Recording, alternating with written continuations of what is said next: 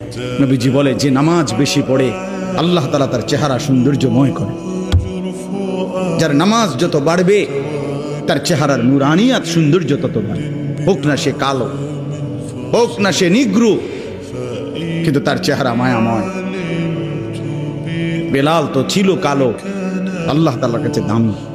আবু লাহাব তো ছিল শুধু সুন্দর না, সুন্দরের আব্বা, সুন্দরের আব্বা। আবু লাহাব শব্দের অর্থ হইল সুন্দরের বাপ। আবু লাহাব একবার টকটকিয়া সুন্দর ছিল, বেশি সুন্দর ছিল আবু লাহাব। আবু লাহাবের নাম আবু লাহাব না, আব্দুল উজ্জা, ওইটা ছিল তার মূল নাম। আর আবু লাহাব তার উপাধি, মানে এত বেশি সুন্দর ছিল, টকটকে সুন্দর। অথচ সে আল্লাহ তাআলার কাছে কি পরিমাণ ঘৃণিত। কি ভাই, বেলাল কি পরিমাণ প্রিয়, কি পরিমাণ প্রিয়।